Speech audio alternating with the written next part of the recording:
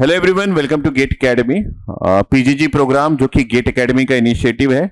इसमें हम हमारे व्यूवर्स को उन सारे स्टूडेंट्स से इंटरेक्ट करवाते हैं जो स्टूडेंट्स हमारे गेट एकेडमी के एलुमनाई हैं और उन्होंने गेट 21-20 में अपना पोस्ट गेट एक्सपीरियंस जो हमसे शेयर किया वो हम उनके इंटरेक्शंस के थ्रू आप तक पहुंचाते हैं।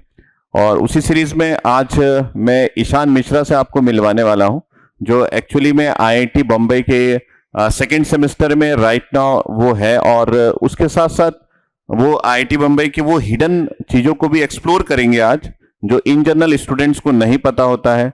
ये भी हमको पता चलेगा कि उनका क्या स्कोर था डिफरेंट एग्जामिनेशन में। मान लीजिए उन्होंने गेट 21 से एडमिशन लिया, 20 से एडमिशन लिया, जिससे भी एडमिशन लिया आपको उनकी बातों से पता चलेगा और उनकी स्कोर में उनको क्या क्या ऑप्शंस मिले थे ये भी आपसे वो शेयर करेंगे। तो एक बहुत ही बढ़िया आइडिया आपको होने वाला है आफ्टर वाचिंग दिस सेशन। तो मैं इंटरेक्ट करता हूं और पूछता हूं कुछ सवाल जो मेरे पास ये एक पेपर के फॉर्म में, पीडीएफ के फॉर्म में अवेलेबल है। मैं इसको इसलिए रखा हूं ताकि कोई क्वेश्चन मुझसे मिस ना हो।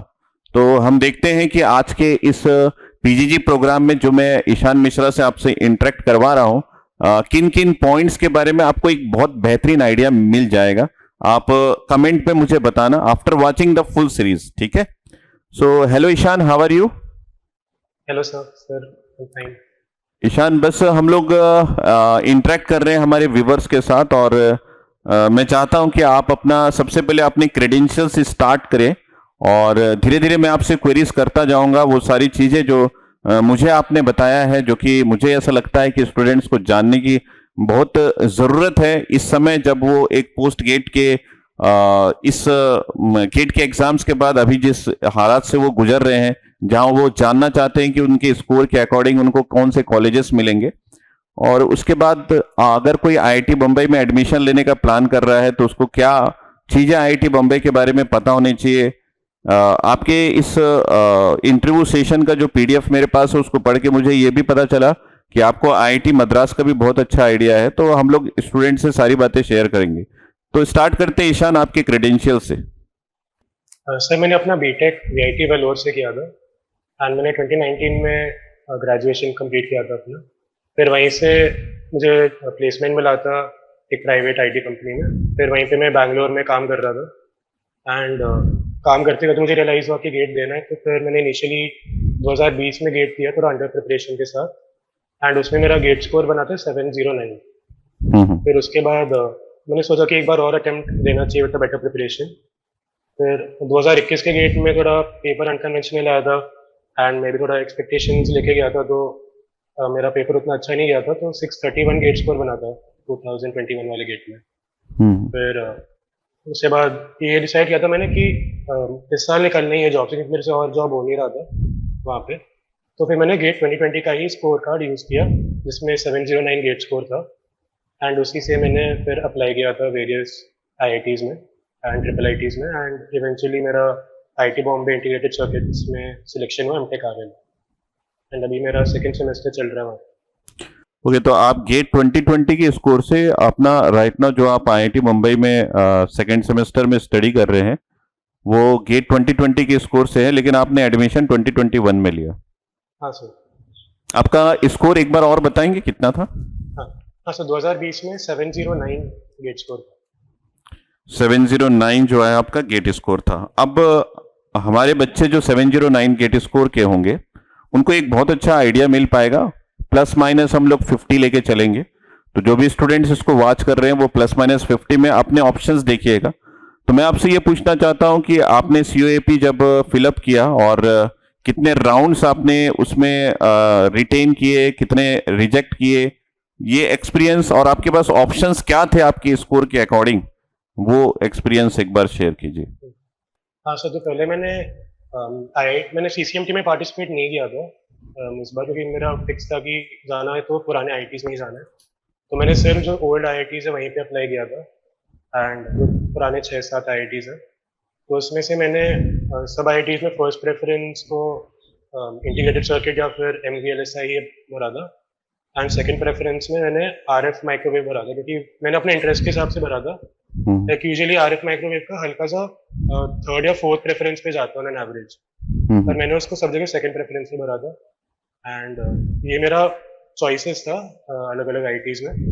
तो जैसे मैं आईटी बॉम्बे का बोलूँ तो आईटी बॉम्बे में 3 प्रेफरेंसेस अलाउ करते हैं। तो मैंने सबसे पहले इंटीग्रेटेड सर्किट रखा था, सेकंड पे इलेक्ट्रॉनिक सिस्टम एंड थर्ड पे सॉलिड स्टेट डिवाइसेस। ओके। ये मैंने आईटी बॉम्बे में रखा था।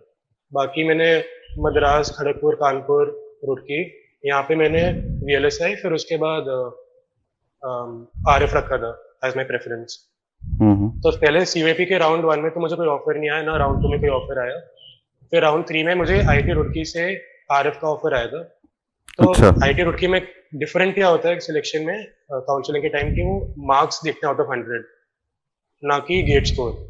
तो जैसे वो नॉर्मलाइज करते हैं गेट मार्क्स को। जैसे मान लो टॉपर के जैसे मान लो 80 मार्क्स है और आपके मान लो 40 है, तो वो 40 अपॉन 18 टू 100 करते हैं, तो आपका 50 गेट मार्क्स बनेगा। तो अच्छा, वो नॉर्मलाइज करते हैं आईआईटी रुड़की में। ओके। हाँ सर, जैसे 2020 में बच्चों के मार्क्स ज्यादा, जैसे मेरे 58 या 59 थे गेट 2020 में, और मेरा 700 रैंक बना था। पर 2021 में 58-59 मार्क्स का 100 रैंक बना था।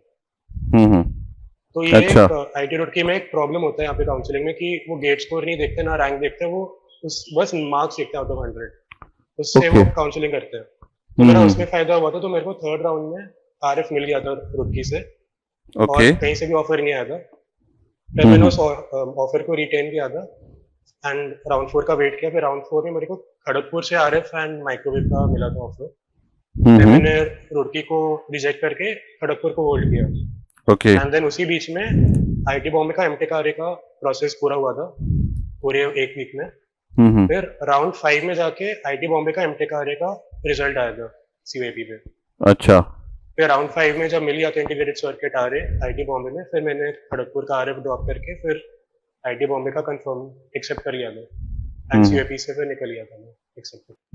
अच्छा, तुमने राउंड 5 में आईआईटी बॉम्बे का इंटीग्रेटेड सर्किट्स जो है वो सेलेक्ट किया, और उसके पहले तुम्हारे पास आईआईटी रुड़की का ऑफर था जिसको आपने रिटेन करके रखा हुआ था आरएफ का, और आईआईटी खड़गपुर का भी था आरएफ का। हाँ सर एंड ऑल्सो मैं भूल गया बताना, आईआईटी कानपुर का भी फोटोनिक्स राउंड 4 या 5 में मिल गया था। अच्छा, फोटोनिक्स आईआईटी कानपुर का भी तुमने रिजेक्ट किया फोर्थ राउंड में। फोर्थ या फिफ्थ मुझे एग्जैक्ट याद नहीं है, पर मिला। तो 710 का जो स्कोर है आपका 79 का, उसमें आपको जो ऑप्शंस मिले थे वो आईआईटी कानपुर में मिला था फोटोनिक्स का, आईआईटी रुड़की में मिला था आपके पास आरएफ का, आईआईटी खड़गपुर में मिला था आरएफ का, और उसके अलावा जिसमें आप आज है आईआईटी बॉम्बे में आपके पास इंटीग्रेटेड सर्किट का है। तो एक क्लियर आइडिया स्टूडेंट्स को मैं इसी के थ्रू देना चाहता हूं कि अगर आप, हालांकि नॉर्मलाइज तो करेंगे ही क्योंकि आप उस समय का स्कोर और अभी के स्कोर में चीजें अंतर है, फिर भी अगर आप 709 के स्कोर में देखेंगे तो आपके पास ये ऑप्शंस हो सकते हैं टॉप 8 आईआईटीज का। ये एक अच्छा खासा आइडिया आपके पास हो जाएगा अगर आप कोई भी इस अराउंड में स्कोर अभी राइट नाउ गेट 2022 में रख रहा है, तो आपको इसके अराउंड में जो चीजें मिल पाएंगी वो उसका एक आइडिया आपको हो गया। ठीक है, अब मैं आपसे नेक्स्ट ये पूछता हूं कि आप जो आईआईटी बॉम्बे में है उसमें आपने एमटेक सेलेक्ट किया कि एमटेक आरए सेलेक्ट किया, एमटेक टीए सेलेक्ट किया, कौन से? हाँ, तो मैंने एमटेक आरए सेलेक्ट किया यहाँ पे। तो एमटेक आरए का एक्चुअली डिफरेंट प्रोसेस होता है। वो जब सीओईपी चल रहा होता है उसी बीच में इनका प्रोसेस चालू होता है। एंड ऑल्सो एक और इम्पोर्टेंट चीज बोलनी है जो एक्चुअली कुछ एप्लीकेंट्स बहुत ब्लंडर करते हैं एप्लीकेशन के टाइम। सो जब आईटी बॉम्बे का या फिर स्टूडेंट्स को जब आईटी बॉम्बे का एप्लीकेशन भरोगे आप, तो उसी वेब पेज पे एक आरए का एक चेकबॉक्स होता है नीचे एक लाइन, जैसे आपको टिक करना होता है कि मुझे टीए में अप्लाई करना है या फिर आरए में अप्लाई करना है या पीएचडी में अप्लाई करना है। तो अलग अलग 3 चेक बॉक्सेस होते हैं इसके। चेकबॉक्स होता है। हाँ सर, एक स्टेटमेंट लिखा होगा, उसके जस्ट पहले चेक बॉक्स होगा, टिक ये सीओएपी के पोर्टल पे होता है? नहीं सर, आईटी बॉम्बे के वेबसाइट पे होता है। क्लियर होना चाहिए। हाँ ठीक। हाँ सर, तो मुझे याद है कि एक बच्चे का था कि उसको आरए में बैठना था, पर उसको पता नहीं था कि आरए का एक अलग चेक बॉक्स होता है। तो उसने बस टीए का चेक बॉक्स भरा एंड आरए का नहीं भरा, तो वो एलिजिबल ही नहीं था एमटेक आरए के लिए बैठने के लिए। ओहो। तो ये बहुत इंपॉर्टेंट है याद रखना कि एक वो नजर मारना उस पर एक बार एप्लीकेशन में। अब पता नहीं इस साल चेंज हुआ है कि नहीं, पर अप टिल नाउ 2020 से 21 में तो अलग चेक बॉक्स रहता था उसके लिए, और इसके पहले भी। स्टूडेंट्स इस पॉइंट को आप नोट डाउन कर ले, अगर आप पोस्ट गेट में हैं तो आप ध्यान से देखिएगा, जब आप आईआईटी बॉम्बे के वेबसाइट में अपना एप्लीकेशन डालेंगे तो एक चेक बॉक्स रहेगा जहां पे आपको मेंशन करना रहेगा कि आप आरए में ऑप्ट करना चाहते हैं कि टीए में, है ना। सर वो दोनों कर सकते हो, दोनों भी कर सकते करते हैं तो उनको लगता है कि पूरा ही हो गया, तो चेक कर ही लिया हमने। ओके टीए का अलग चेक बॉक्स है, आरए का अलग चेक बॉक्स है। Okay, very clear. नेक्स्ट। हाँ सर, फिर मैंने ये भरा था, फिर सीयूएपी के दौरान ही आई थिंक राउंड 4 या राउंड 3 के बाद एक पूरे 1 वीक में प्रोसेस होता है इसका। तो पहले आरए में क्या होता है कि मैं पहले थोड़ा इन डिटेल बताता हूँ आरए का, क्योंकि बहुत सारे मिथ्स हैं सोशल मीडिया पे भी इसके, कि लोग समझते हैं कि आरए एमएससी है शायद, और आरए में थीसिस लिखना होता है पीएचडी की तरह, पर ये सब गलत है। तो सबसे पहले मैं प्रोसेस बता दूं कि आरए होता क्या, फिर उसका प्रोसेस क्या होगा। तो आरए में क्या होता है कि 2 कैटेगरी होते हैं आरए के, एक तो प्रोजेक्ट आरए मतलब प्रोजेक्ट रिसर्च असिस्टेंट, एक होता है आईआरए इंस्टीट्यूट रिसर्च असिस्टेंट। तो प्रोजेक्ट रिसर्च असिस्टेंट क्या होते हैं कि वो किसी प्रोफेसर के अंडर उनके किसी रिसर्च वर्क में या किसी मतलब प्रोफेसर के अंडर पीएचडीज होंगे, और प्रोफेसर और पीएचडीज के बीच में कुछ कुछ रिसर्च वर्क चल रहा होगा। तो हम एज एन एमटेक आ रहे हैं अपने 3 साल के ड्यूरेशन में उनको असिस्ट करके ड्यूरिंग दैट रिसर्च वर्क, और फिर निकल जाते हैं। फिर हमारे बाद जो एमटेक आ रहे आते हैं प्रोजेक्ट आ रहे प्रोफेसर के अंदर, वो फिर थोड़ा असिस्ट करके अपना प्लेसमेंट लेके निकलते हैं। तो ये प्रोसेस होता है। फिर इंस्टीट्यूट आ रहे में क्या होता है कि आप किसी लैब के असिस्टेंट होते हो, जैसे मान लो डिवाइसेस का लैब हो गया, माइक्रो इलेक्ट्रॉनिक्स लैब हो गया, सिग्नल प्रोसेसिंग लैब हो गया, पावर इलेक्ट्रॉनिक्स का लैब हो गया, ऐसे, या फिर पीसी लैब हो गया, जैसे जिसमें वेबसाइट संभालना होता है आईटी बॉम्बे का, या फिर जैसे एडमिशन होते हैं उसका साइट बनेगा, जैसे एप्लीकेशन जो सबमिट होंगे उनका वेबसाइट संभालना, ऐसे ऐसे रिस्पॉन्सिबिलिटीज होते हैं पर इंस्टीट्यूट आ रहे हैं। तो ये दोनों कैटेगरीज होते हैं। अब इनके सिलेक्शन के लिए हर एक एप्लीकेंट का अगर सिलेक्ट होना है तो आपको इंटरव्यू तो क्लियर करना ही करना, ये मस्ट है। तो मैं अपना बताता हूँ एक्सपीरियंस। तो सबसे पहले संडे टू सैटरडे चला था पूरा प्रोसेस, एक संडे से लेकर सैटरडे तक पूरा 7 डेज। तो फर्स्ट डे संडे को मेरा पीसी लैब का रिटन टेस्ट हुआ था।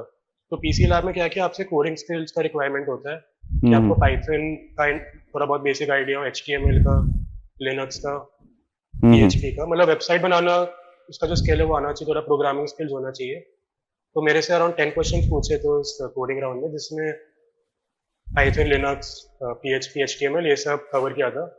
तो सिंस मेरा थोड़ा आईटी बैकग्राउंड था। ये तुम्हारा मतलब पहला इंटरव्यू जो आईआईटी बॉम्बे में हुआ था उसके बारे में बता रहे हैं? हाँ सर, एक्चुअली एमटेक आरए में पीसी लैब का अलग इंटरव्यू राउंड रहता है, फिर एक फिर आईआरए में 3 लैब्स होते हैं, पीसी लैब, एक इलेक्ट्रॉनिक्स का लैब जिसको वेल लैब बोलते हैं, और एक इलेक्ट्रिकल का लैब होता है जिसमें हाई वोल्टेज मशीन वगैरह रहते हैं। तो ये 3 अलग अलग इंटरव्यूज होंगे फॉर इंस्टीट्यूट आ रहे हैं। और इससे पहले हमको प्रेफरेंस भरना होता है एप्लीकेशन में। एमटेक आरए का मतलब एमटेक आरए जो भरेंगे ना, पहले तो एक पहला एप्लीकेशन होगा जिसमें वो चेक बॉक्स टिक करना है। फिर जब एमटेक आरए का प्रोसेस ड्यूरिंग सीयूएपी स्टार्ट होगा तो आपको अपने रजिस्टर्ड ईमेल आईडी पे एक पूरा लिस्ट आएगा जिसमें आपको अपने प्रेफरेंसेस भरने। तो we are allowed to fill up to 5 projects around out of 20 to 25 projects जो इलेक्ट्रिकल डिपार्टमेंट में होते हैं। जैसे मेरा कुछ एनालॉग डिजाइन का एक प्रोजेक्ट चल रहा है, तो वो मैंने भरा था फर्स्ट प्रेफरेंस पे। अपने 20-25 प्रोजेक्ट में से जो थे मैंने फर्स्ट प्रेफरेंस को इस पे रखा था। तो up to 5 projects out of around 20-25 projects भरना होता है, and up to 2 labs out of the 3 labs जो इलेक्ट्रिकल, इलेक्ट्रॉनिक्स और पीसी लैब है। फिर अगर आपने जैसे मैंने पीसी लैब और इलेक्ट्रॉनिक्स लैब भरा था, तो मेरा इन दोनों का मतलब इंटरव्यू हुआ था एंड एक रिटर्न भी हुआ था। तो पीसी लैब का मैं अभी रिटर्न समझा रहा हूँ कि क्या होता है। तो जिनका कोडिंग बैकग्राउंड है उनका बहुत हाई चांस है सिलेक्शन का, क्योंकि जनरली जो इलेक्ट्रॉनिक्स, इलेक्ट्रिकल, आयन के गेट एस्पिरेंट्स होते हैं, तो यूजुअली हम लोग गेट का ही पढ़ते हैं, कोई ऐसे कोडिंग तो पढ़ के गेट प्रिपेयर करेगा नहीं। तो अगर आपको बाई चांस कोडिंग का नॉलेज है तो आप बहुत एडवांटेज में रहेंगे फॉर एमटेक आरए सिलेक्शन। क्योंकि मेरा जॉब एक्सपीरियंस था आईटी में, तो मेरे को पाइथन का, लिनक्स का और एचटीएमएल का थोड़ा आइडिया था, तो मेरे लिए कोडिंग एक बार और अपना टूल्स का नाम बताओ। पाइथन, लिनक्स का, एचटीएमएल का। इनका अगर बेसिक नॉलेज है तो आपका इंटरव्यू थोड़ा इजी गोइंग होगा। हाँ सर, क्योंकि इससे पहले रिटन राउंड होता है कोडिंग का, ओके। तो सुबह से लेके शाम तक चलता है कुछ 8-9 घंटे का नॉन स्टॉप हैकर रैंक पे। हम्म। तो उसमें 10 क्वेश्चन में से आप जितना सॉल्व कर सकते हो कर लो, एंड उसके बेसिस पे एक लिस्ट निकलती है, मतलब सॉर्ट ऑफ रैंकिंग, मतलब जिसका सबसे हाईएस्ट पॉइंट्स होगा उसके हिसाब से एक रैंकिंग बनती है, और उसी ऑर्डर में इंटरव्यू लिया जाता है द नेक्स्ट डे। लिस्टिंग होती तो है। हाँ सर, तो मेरा संडे को कोडिंग राउंड हुआ था 11 बजे से 8 बजे। फिर उसके बाद मंडे को, मतलब संडे रात को ही लिस्ट आ गई थी कि कल इतने इतने बजे इनका इंटरव्यू होगा। ओके। तो मेरा मंडे मॉर्निंग 10 AM पे इंटरव्यू हुआ था पीसी लैब का। तो उसमें हम जो सबमिशंस करते हैं संडे को कोडिंग के टेस्ट में, वो उन्हीं में से क्रॉस क्वेश्चनिंग करते कि आपने यहाँ पे ये कैसे किया, वो क्यों किया, ये क्यों किया, मतलब उसकी जो सबमिशंस है। एंड थोड़ा बहुत जैसे गूगल मीट पे मेरा इंटरव्यू हुआ था, तो उस पे उन्होंने कुछ रैंडम क्वेश्चन पूछे थे कि अगर मुझे ये करना है तो उसका कमांड भेजो। जैसे लिनक्स पे मान लो मुझे अगर किसी को अगर लिनक्स आता है तो उसको SSH का आइडिया होगा। ओके। मुझे कुछ SSH से रिलेटेड एक कमांड पूछा था कि मुझे ये चीज परफॉर्म करना है, तो इसका कोड मेरे को टाइप करके अभी भेजो, ताकि उनको आइडिया के बंदे ने टीपा नहीं है कहीं से, तो वो ऑन द स्पॉट भी चेक करेंगे कि आपको एक्चुअली आता है कि नहीं। तो मैंने वो भेजा 2-3 जो क्वेश्चंस भेजे ऑन द स्पॉट, जो भी क्रॉस क्वेश्चनिंग किया। फिर उसके बाद उन्होंने ऑन द स्पॉट इंटरव्यू के एंड में बता दिया कि हम चाहते हैं कि आप ज्वाइन कर लो, एंड ऐसे मतलब इंडायरेक्टली बोल जाता कि सिलेक्शन हो गया। फिर ये था पीसी लैब का। फिर सेकेंड डे पे, दैट इज ट्यूसडे पे, मेरा वेल लैब का, दैट इज इलेक्ट्रॉनिक्स लैब का इंटरव्यू हुआ था। तो उसमें जो हम फॉर्म भरते हैं एप्लीकेशन आरए का, तो उसमें वो थोड़ा बीटेक प्रोजेक्ट भरवाते हैं कि आपको क्या क्या प्रैक्टिकल नॉलेज है माइक्रो कंट्रोलर का या सेंसर्स का, या ऐसे क्या क्या प्रोजेक्ट्स किए हैं। तो उसके बेसिस पे उन्होंने क्रॉस क्वेश्चनिंग की। तो मैंने तो ये आरए में क्या एसओपी सबमिट करना पड़ता है आपको? नहीं सर, एसओपी आरए में नहीं है, वो एमएस में एप्लीकेबल है। आरए में बस एक नॉर्मल एक रेज्यूमे सबमिट करना होता है कि हाँ मेरा जॉब एक्सपीरियंस क्या है, मेरा बीटेक प्रोजेक्ट क्या था, ओके। मुझे क्या क्या हार्डवेयर का नॉलेज है, मतलब जैसे एफपीजीए का नॉलेज है क्या, माइक्रो कंट्रोलर का कौन कौन से माइक्रो कंट्रोलर पे काम किए मैंने, कौन कौन से सेंसर्स पे काम किए हैं, कौन कौन से प्रोग्रामिंग लैंग्वेजेस पे काम किए हैं। इन सब का हमको एक मतलब सॉर्ट ऑफ रिज्यूमे बनाना है फॉर आरए पर्पस, ताकि उनको ऐसे बंदे चाहिए जिनको इलेक्ट्रॉनिक्स का हार्डवेयर या प्रैक्टिकल नॉलेज है, क्योंकि गेट का उनको पता है कि गेट तो सारे बच्चे निकाल के ही आए हैं। क्योंकि हमारे यहाँ 679 गेट स्कोर था ईसी का, जो कि अराउंड 700 रैंक, नहीं सॉरी 550 रैंक के अराउंड था। तो जो 550 रैंक के अंदर बच्चे, उनको ऑब्वियसली गेट का तो आइडिया है, थ्योरेटिकल नॉलेज, जब वो 500 रैंक के नीचे लेके आए हैं। तो वो देख रहे कि प्रैक्टिकल नॉलेज कितना आता है बच्चों को, तो ये वो टेस्ट करे through resume and the interview कि चलो गेट तो तुमको आता है अपना थियोरी वगैरह, प्रैक्टिकल वो देखते हैं। ओके। होता है। तो फिर मतलब उनको एक ऐसा बंदा चाहिए जो रिसर्च ओरिएंटेड हो। हाँ सर, कुल मिला के उसके पास टेक्निकल भी हो, कुछ टूल्स भी आता हो, और उसका माइंड जो है वो रिसर्च ओरिएंटेड हो। हाँ सर, टूल से जैसे पीसीबी डिजाइनिंग कोई, तो वो लोग का ये जो है वो एक स्क्रीनिंग टेस्ट है जिसके थ्रू वो लोग टेस्ट कर लेते हैं कि बंदा हमारे लिए सही है कि नहीं है। हाँ सर। तो फिर इलेक्ट्रॉनिक्स लैब में मैंने अपने बीटेक फाइनल ईयर प्रोजेक्ट में आई थिंक एक लेजर कम्युनिकेशन का एक प्रोजेक्ट मेंशन किया था, जिसमें आर्डिनो का यूज हुआ था। तो उन्होंने उसमें कुछ, और एक तो कोई आईसी यूज करी थी मैंने, तो मुझे याद है मोटर ड्राइवर आईसी थी एक L293D। तो मैं मेंशन भी कर रहा हूँ अगर किसी ने यूज किया हो, लेकिन बहुत कॉमन आईसी है ये, तो बहुत बच्चों ने अपने बीटेक में यूज किया होगा। तो उन्होंने उस आईसी का वर्किंग पूछा था अंदर का, कि अंदर से कैसे चलता है, उसका अंदर का ब्लॉक डायग्राम बनाओ और कैसे चलता है वो एक्सप्लेन करो। फिर जो मैंने कनेक्शंस बैठाए थे आर्डिनो से, उनका सर्किट कनेक्शन पूछा था। तो ऐसे ऐसे क्वेश्चंस आप एक्सपेक्ट कर सकते हो वेल लैब के इंटरव्यू में, जो इलेक्ट्रॉनिक्स का लैब है। वो मेनली आपके बीटेक प्रोजेक्ट्स पे ही फोकस करेंगे इलेक्ट्रॉनिक्स के लैब में, कि वो उस पे क्रॉस क्वेश्चनिंग करेंगे देखने के लिए कि आपने जो प्रोजेक्ट किया है, मतलब आपका बीटेक प्रोजेक्ट का आइडिया बड़ा मस्त होना चाहिए, चाहे आपने बनाया है चाहे, क्योंकि काफी सारे स्टूडेंट जो नॉर्मल कॉलेजेस से होते हैं वो खुद से नहीं बीटेक प्रोजेक्ट्स इंप्लीमेंट करते हैं, लेकिन अगर करे ना करे एक बेहतरीन आइडिया उनके पास टेक्निकल और कंसेप्चुअल होना चाहिए अगर वो आरए के लिए अप्लाई कर रहे हैं।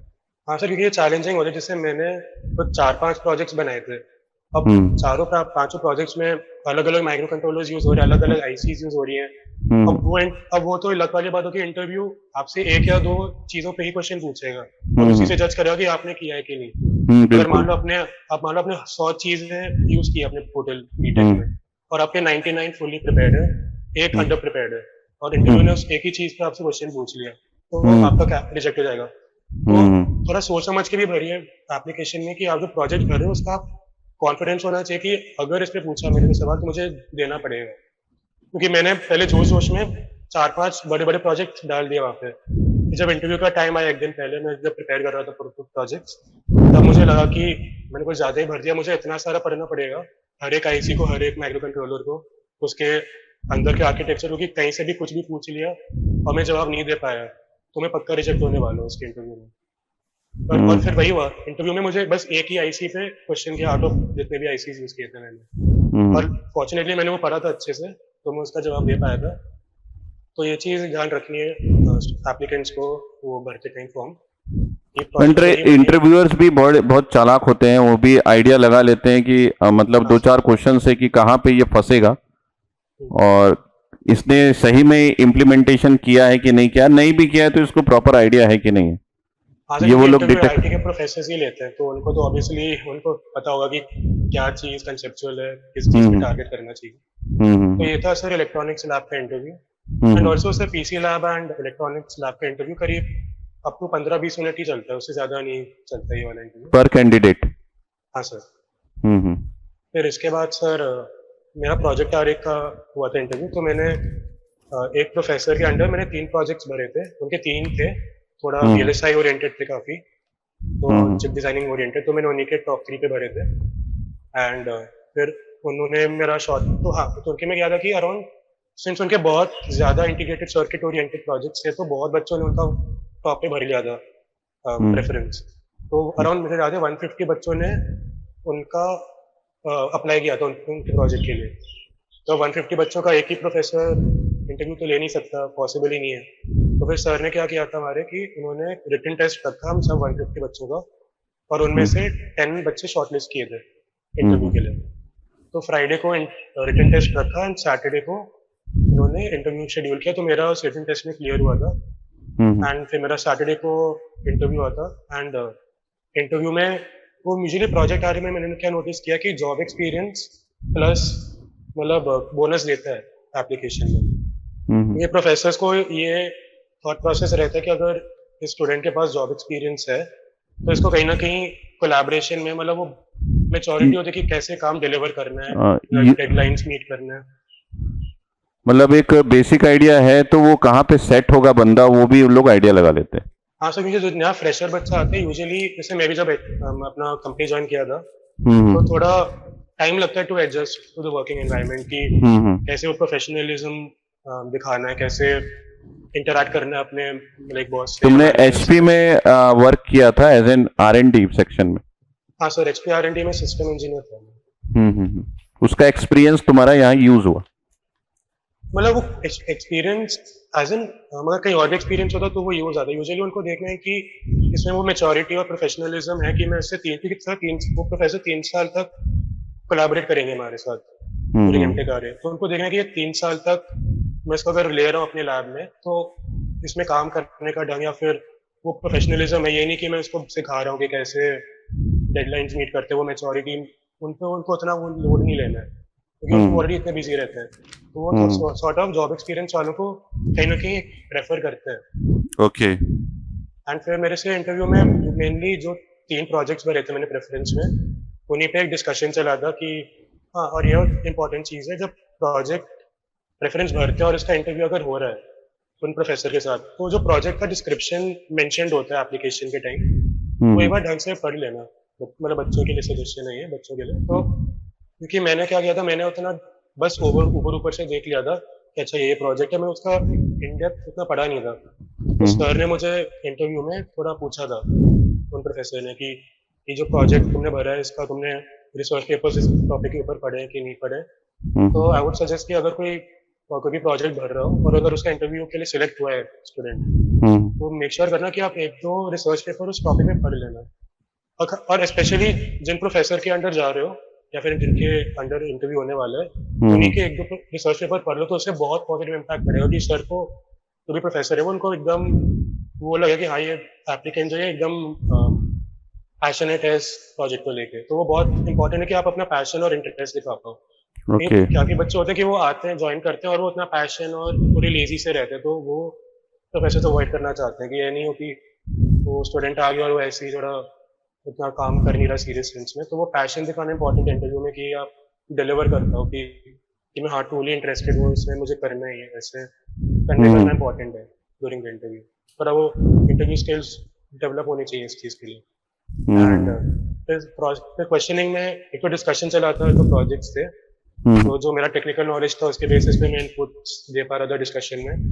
एंड फिर सर ने नॉर्मल क्रॉस क्वेश्चनिंग की थी मेरे बीटेक प्रोजेक्ट्स पे, क्योंकि वो सेम एप्लीकेशन उनके पास भी रहता है जो हम रेज्यूमे सबमिट करते हैं आरे के टाइम। तो सर ने मेरे से क्वेश्चंस पूछे थे प्रोजेक्ट्स के ऊपर, तो मैंने उनके कुछ जवाब दिए थे। एंड फिर ये इंटरव्यू भी अराउंड 15 मिनट्स चला था। एंड हाँ सर, ये था मेरा इंटेक आरे का। ये तुम्हारा आरे का इंटरव्यू जो तुमने फेस किया वो ऐसा रहा कुछ? Yes sir. और तुम्हारा इंटरेक्शन और भी काफी सारे स्टूडेंट से हुआ होगा, जैसे तुम्हारा एक्सपीरियंस है उनके भी एक्सपीरियंस तुमने सुने होंगे, मतलब एक तुम्हारे पास एक बहुत अच्छा खासा आइडिया होगा जो भी आरे की इंटरव्यूज दिए वहां पे एमटेक स्टूडेंट्स के साथ जो भी तुम्हारा इंटरेक्शन हुआ होगा, उससे भी एक बहुत बेहतरीन आइडिया तुम्हारे पास आज की डेट में होगा। तुम्हारा ये एक्सपीरियंस जो है वो हम यूज करेंगे हमारे पीजीजी स्टूडेंट्स जो कि हमारे रजिस्टर्ड स्टूडेंट्स हैं उनको गाइड करने के लिए, क्योंकि अभी मैं देख पा रहा हूं कि जो तुमने मुझसे शेयर किया है वो कम से कम 6 पेजेस का है और हम हार्डली अभी 2 पेजेस ही कवर कर पाए हैं, और एक जूम इंटरेक्शन है जो कि 30 मिनट्स ही अलाउ करता है। तो आज का ये जो इंटरेक्शन है मैं तुम्हारे इस एक्सपीरियंस के साथ, क्योंकि स्टूडेंट्स को मैंने ये भी बताया कि तुम किस बैकग्राउंड से हो, तुम्हारा एक्सपीरियंस क्या है, तुम्हारा स्कोर क्या है, तुमने कौन से ईयर में एडमिशन लिया, कौन से ईयर का गेट स्कोर तुमने एक्चुअली में यूज किया, नॉर्मलाइजेशन क्या होता है, आईटी रुड़की ने नॉर्मलाइजेशन क्यों यूज किया, और उसके बाद तुम्हारा आरए का एक डिफरेंट वो था। अभी तक एस्पिरेंट्स को एमटेक का आइडिया होता है कि भाई हम एमटेक में कोई इंटरव्यू नहीं होता है, लेकिन आरए एक डिफरेंट मैं बोल सकता हूं कि पैकेज है जो काफी सारे एक्सपीरियंस से होके गुजरता है, और तुमने काफी सारे पॉइंट्स उसमें ऐड किए कि किस किस तरीके का इंटरव्यूज तुमको फेस करना पड़ा। तो मैं समझता हूं कि एक अच्छा गाइडेंस स्टूडेंट को लगा होगा अगर वो एमटेक आरए का प्लान कर रहे हैं, बेसिकली आईआईटी मुंबई का। ईशान को और भी एक्सपीरियंस है, आईआईटी मद्रास का भी काफी सारा एक्सपीरियंस उन्होंने शेयर किया अपना, जो कि मेरे पास है। हम इंटरेक्ट करते रहेंगे ईशान से, क्योंकि वो हमारे ही एलुमनी है और मेरी बातें ईशान से लास्ट 1 ईयर से कंटिन्यूसली हो रही है, और ये जो एक्सपीरियंस है ये हम अपने रजिस्टर्ड स्टूडेंट से भी शेयर करेंगे, जो कि इन डेप्थ होगा पीजीजी प्रोग्राम में। तो आप सभी से ये रिक्वेस्ट है कि अगर आप पीजीजी प्रोग्राम में अभी तक रजिस्टर नहीं हुए हैं तो रजिस्टर हो जाइए, क्योंकि एक एक्सपीरियंस जो कि लाइव एक्सपीरियंस आपको मिलने वाला है हमारे एलुमनाई से, जो कि बिल्कुल डिफरेंट होगा, यूनिक होगा बाकी सब चीजों से। ठीक है ईशान, हमारी बातें कंटिन्यू रहेगी अभी इस यूट्यूब सेशन के बाद, और मैं आपके साथ और भी टॉपिक्स में बात करूंगा, और जब भी समय मिलेगा हम पीजीजी स्टूडेंट से आपको इंटरेक्ट करवाएंगे, और उनके साथ हम उन क्वेश्चंस को भी शेयर करेंगे जो क्वेश्चंस उनको प्रिपेयर करना चाहिए, प्रोजेक्ट्स को भी शेयर करेंगे जिन प्रोजेक्ट्स में वो अच्छे से बात कर सके अपने बीटेक का। सो ठीक है, आज के लिए इतना ही Ishan. Thank you for sharing your experience and thank you viewers. आपका मैं कमेंट चाहूंगा कि आपको इस वीडियो से किन किन पॉइंट्स में एक नया चीज देखने को मिला, सीखने को मिला, वो सारे कमेंट्स मैं आपसे चाहूंगा। Meet you again, till then thank you.